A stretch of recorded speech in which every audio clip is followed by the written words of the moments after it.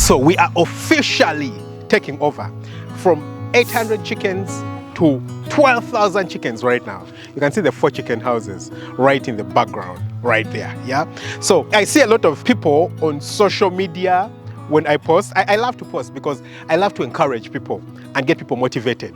But I see a lot of people starting to think I'm some form of Illuminati, or I'm some form of connected person in the government, or I'm some form of, I don't know. And I love that. I love it when people think that way, because it then makes me understand what people think and why, honestly, most people are not successful. But also it gives me a foundation and a basis for me then to teach and get you people become successful, just like I have.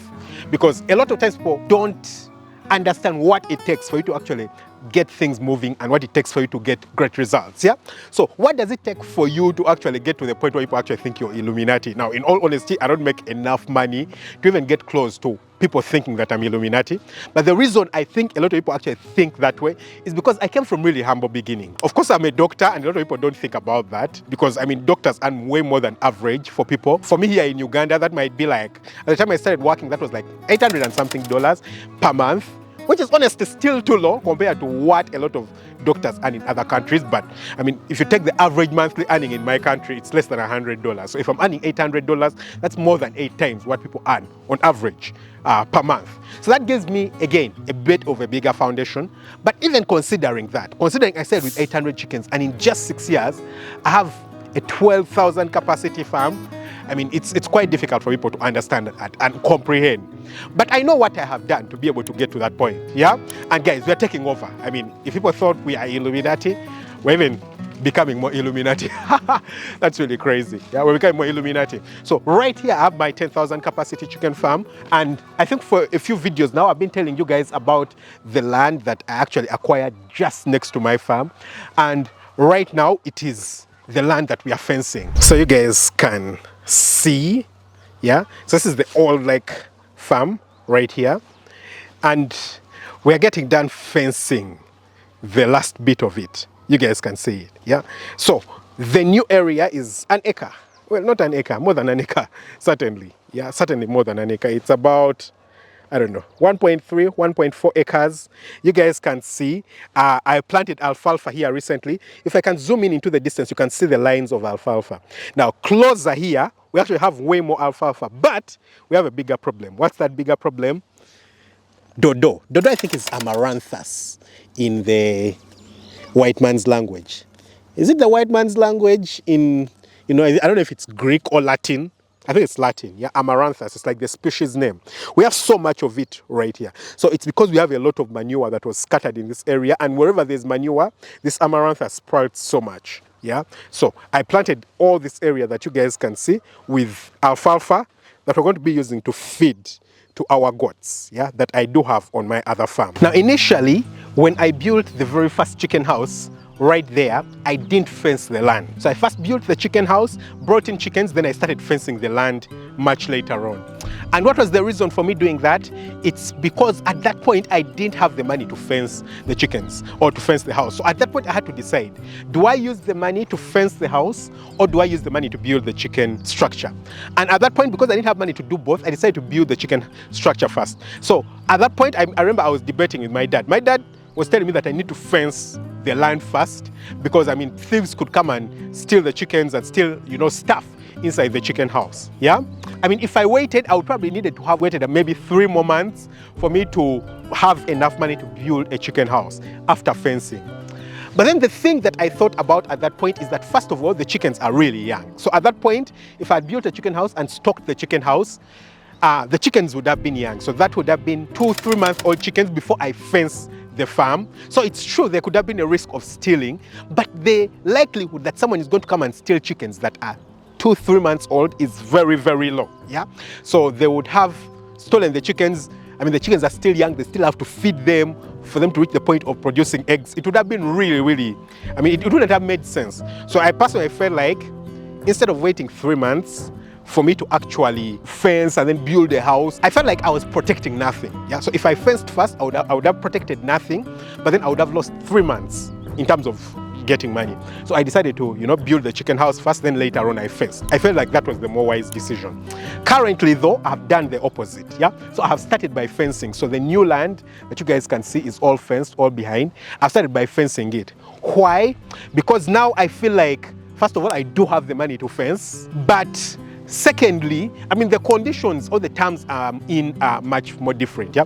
When you're starting out, no one gives a damn about you. No one cares about you. That is the honest truth, yeah? So no one gives a damn. No one is paying attention to you. I mean, when you're starting out, no one knows you, yeah? So people are less likely to like cause any form of malice, cause any form of like theft or anything like that when you're just starting out, because again, no one cares about you. They think you're doing some fake stuff. But now that I've started and I've started doing stuff that's really good, I mean, it's very easy then for people to come up with ideas, yeah? Really terrible ideas, yeah? Because they've seen how successful the business can be. And so they're more likely to cause malice and things like that. So right now, since the conditions and the terms have changed, I feel like it's much more worth it for me to fence the land right at the start, and that is what I have done. Now initially, when I bought the land, there was a house right here. The owner of the previous farm this area had a house right here. Right now, the house has been removed completely. I mean, they removed and took everything. The structure, all the soil, everything that was here has been removed and taken. There was a lot of trees right here. They have all been cut away. All of them.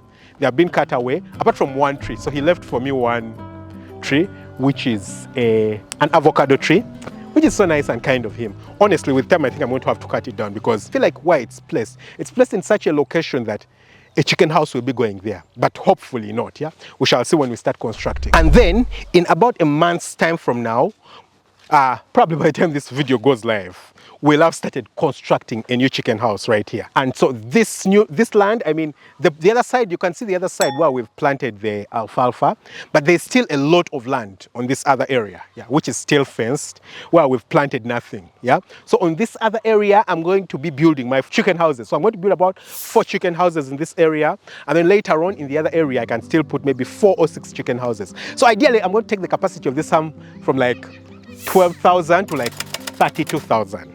Yeah, 32,000 chickens. And yes, they're going to be deep litter system houses. Why not cages? Yes, I could do cages, but I mean, it would be very expensive for me to build chicken houses from cages in here. I would have to probably borrow money, which is not what I want to do. I want to be able to, build and take the farm at my own pace. It's not like I'm in a rush. Yeah, it's not like I'm in a rush. I can just get all the money that I'm getting from the farm and put it back into the farm and do everything the correct way, and I'll still make the money, yeah? So instead of probably getting to, I don't know, 30,000 birds in 1 year or 2 years, it will probably take me about 3 years, but it's okay. I mean, it's taken me 6 years to get to 12,000 birds. So it's okay. I'm willing to wait 2-3 years to get to 30,000 birds. Again, I barely get any money from the farm. Yeah, literally all the money that comes out of the farm, I just put it into the farm, into expanding, into buying the land, into fencing the land, into building the new chicken structures. And maybe at a particular point when I'm making so much money, then I might buy land somewhere else and then build a farm and probably environmentally controlled houses on cages and stuff like that. Yeah, but right now it's totally not worth it. So then, what are some of the mistakes that I see people make, and what can actually enable you, get to the point where, you have a successful farm? Yeah, what has actually enabled me? What's the art of growing up and scaling too fast that people actually think you're Illuminati? But before that, you can see, so this is like aggregate. The guys are mixing like concrete. They're going to be making concrete that we use to place on the sides, at the bottom of the fence. I don't know if I can get there, yeah? I'll try to get there really quickly. So if you guys can see, this is a chain link fence. We'll get really close to it. And at the bottom here, right here, we pour concrete just like that, yeah? To make sure that, we don't have anything going through. First of all, it stabilizes the fence itself. But number 2, it ensures that we don't have animals going through, birds, things like that, yeah? So the chain link in terms of its size is actually 50 by 50. So 50 means like 5 centimeters, 50 millimeters. So 5 centimeters, 5 centimeters in terms of the squares. Some people use chain link that's like 75 millimeters. So that's 7.5 centimeters. That's much bigger. And sometimes like you know, chickens can go through. You don't want chickens from the outside to go through and enter your land because they'll bring diseases to your poultry farm. So this is big enough that they won't go through. Yeah. Now, little tiny chicks can go through if people have local chickens, but even if they go through, their mother can't go through. So they won't be interested in coming in as long as their mother is out. So that's why I have it right here. So again, you can see it.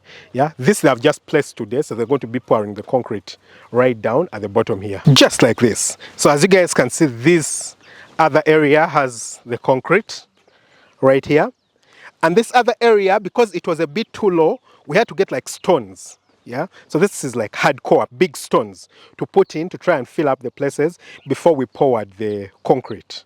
Yeah, so this is the fence. This is how it looks, and you know, this is the farm. So again, this is the place where we have planted alfalfa, and right there is where, you know, we're going to be building our chicken houses. So to grow too fast, that people actually think you're Illuminati, like people think that I'm Illuminati, it requires a lot of focus. And by a lot of focus, what am I talking about? Number one, you don't give a damn what people think or say about you. That's one thing that I have mastered. I don't care what people think or say about me.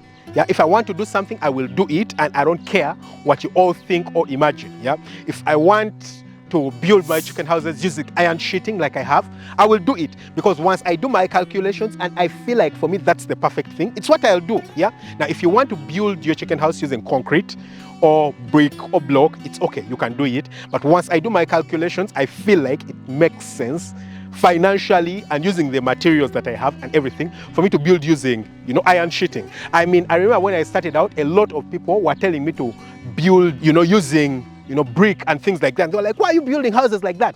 That's not how they build chicken houses. And I was like, what the hell do you mean that's not how they build chicken houses? Because I'll tell you the honest truth, there's no rules to anything in life. Yeah.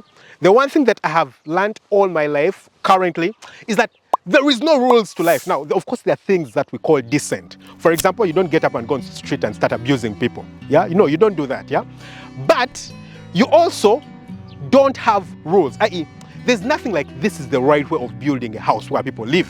Yeah, as long as it's structurally strong and it's not going to collapse, you can build it any way you want. You can build a very small house like I do have right there. I don't know if you guys can see it. Yeah, that's my house right there in the distance. Or you can build a really big mansion, whatever you choose. No one tells you that this is the house that you should be living in. This is not the house you should be living in. There's nothing like people shouldn't live in this kind of country. Now, people prefer, for example, to live in Western countries, to live in the US, to live in Europe. But I mean, you can't tell me that it's bad to live in Uganda, for example. Who said it's bad to live in Uganda? Who said it's bad to live in Africa? Who said it's bad to live in Asia? Who? Who said that rule?